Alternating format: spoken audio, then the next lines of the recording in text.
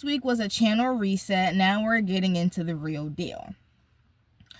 First, I'll talk about my long-term vision. My long-term vision, I didn't think I would have multiple lanes that I'm tapping into.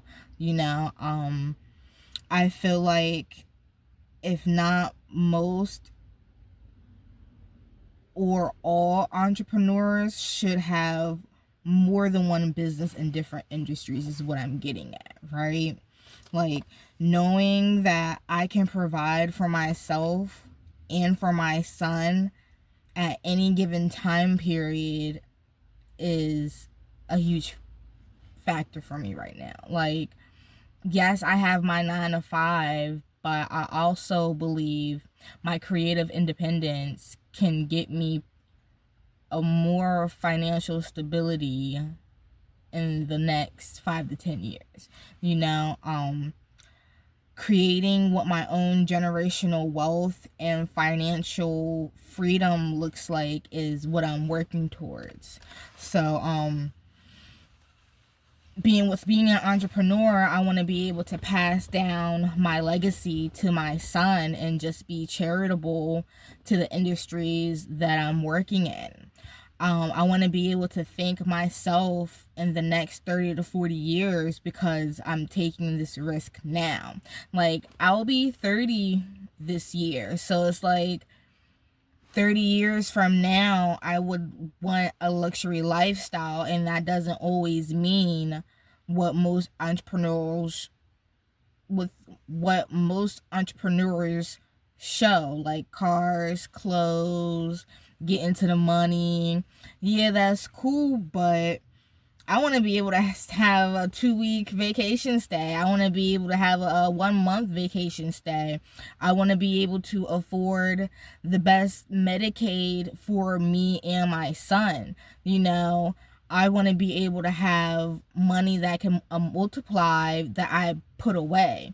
You get what I'm saying? Like, I just want to have the best so I can have that longevity in life. Like, it's more than just getting to the bag. It's also taking care of yourself too. Like, my predicament right now is what's also leading me to making sure I never end up in the same predicament now. To never working a 9 to 5 again and to forever being your own CEO. My next point is how I made fashion, digital production, digital products, and education intersect. Each business serves a different purpose and reflects a different side of me, but they all still work together. They work real well together. My clothing brand, Nobody's Trendsetter, it entails my creative side, my graphic designing, marketing, really being that self-made go-getter energy. Like, I have to promote my brand and my business to my audience to get them to buy my brand. And that's tough. Like, some people got it, some people don't. My digital planner is what I was taught should be the passive income. Like, I'm not sure if anybody else notices, like, every now and then within, like, the Facebook algorithm, you'll just see all these, if you wake up in the middle of the night, go to Canva and get this done for you template, customize it, get your stance. You get what I'm saying? They tell you all this big process on how to turn a planner into a passive income. So it's like, okay, and it's just like, for me being a single mom, I need that. Like, just having one job, just one income is not enough. And not just for me. I feel like for everybody at this point, the way this economy is, like, it's almost imperative having more than one job. So for me, it's just like, well, if I want to work more than one job, I might as well work for myself. My digital planner goes into my organization side and how I learn to manage my workload. My preschool is my next transition from, again, my current job. I'm a paraprofessional at a high school and I've been there for 6 years. So now I want to go back to daycare where I started off, but I have enough experience to now say, okay, this is the industry that I want to do. I'm willing to now go back to school for the qualifications that I need to be able to run a preschool, to be able to have that administration title, to have the administrator title, to have, the director title. So for me, that's ownership. Like, no one can take that away from me. And, I could pretty much turn that into anything that I would want it to look like, what I would think early education should look like. And how I made it all connect is they're all things that I like to do. They're all passions that I've found within myself that I'm willing to bring out more. Graphic designing keeps my creative eye towards attention to detail. Digital planning helps with me creating pages from scratch. Even though I'm working from a template, once you look at the structure of a page, you can go and do your own planner template. And, my preschool is where I can sum everything all up. I can make my own curriculums. I can make my own worksheets. I can make my own workbooks. Like, that's the kind of long-term vision that I see for myself. Like, my name is on everything,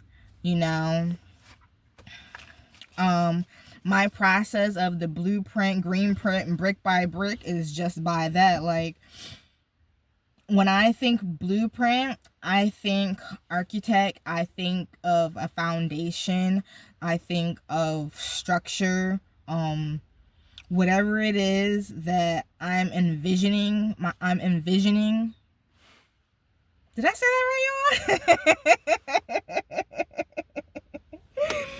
Whatever it is that I am envisioning, or drafting, I create a foundation just for that. So it's like, I can take a regular planner and add things to it that will make it mine. So that's where I kind of call it like the green print. Like, it's not basic from, how do I want to put this?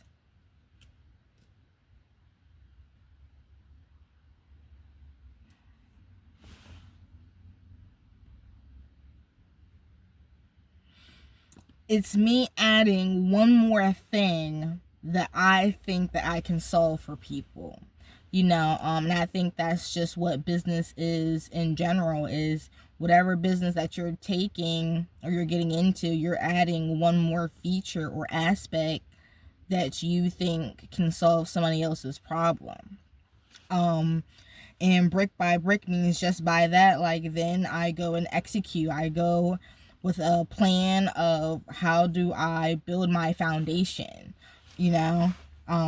and this is where it separates a lot of people into doers and wannabes. Like, I feel like the doers are the ones that once they get started, they keep going. They keep building it brick by brick by themselves, like with no help, no announcement. They are supporting themselves, promoting themselves, and they just keep going. So, in the wannabes, they may want the CEO boss lifestyle, but they're not willing to put in the work to build it. So, when going through these phases, it doesn't have to be perfect. You just have to get started and keep going. And that's where I'm at. Like, I'm always right now, based on my project timeline, I'm still in phase 1 and phase 2. And what I mean by that, those are like, you're generating your ideas and then you're doing your research. I think building a business is almost like a project. Like, you have to go in, do the research, find the requirements, find the regulations, and then you go into structuring how you want it to look, and or how you want it to be designed, and then you go about finding your money and your bankers and your business establishments, and then when you put it all together, that's the finish line, and so then you have to start another one with maintaining. You get what I'm saying? So now you started, now you have to work on maintaining it. So I feel like what I'm doing right now with my preschool is just learning the industry, learning whatever Title 14 subchapters I need to learn, whatever delicate section that I need for my application, I'm going to learn, with in addition to whatever material that's related just in this industry. Like, I'm willing to sacrifice my time to read, research, and study and designing what I think will be a phenomenal preschool. I think starting off with organization and systems first is what any entrepreneur should do, with including inner work within yourself before even deciding business names and getting the business license and the IENs and the business establishments. Like, because some people will do that and then they're coming to backtrack and learning the laws and regulations, and they find themselves burnt out. So that's why a lot of businesses aren't really successful. And even though this is my first one, you can just tell from experiences of what other people go through, and it's just a real learning aspect of what to do and what not to do. Excuse me. So sorry. Why I'm not niching too early. I'm building this way because I can. There is no correct way in starting a business, which includes not having to box yourself in just with one niche. I feel like you should dabble in as many within reason, getting to as many niches that you can, as long as they all connect. Because if one thing falls, you still have something else that you can commit your time to that's working really well. Before pushing papers, that's where I'm getting started, is with like industry research, and then the laws and regulations, and then finding the material to study, and then the requirements of just holding that CEO founder title. Ensuring my back end is to the T before even making a final business license. Doing all the preparation work first before signing major papers will determine how well I'll be in the future years. I really just think how you set yourself up first before you even get into the business will determine how successful you'll be. And I don't want to feel like I'm in a box. Like, having one preschool, 2 preschools is nice, but there are other parts of me that I want to explore that I also know that I can monetize on. I would have never thought that I'm really good at graphic designing, but I am.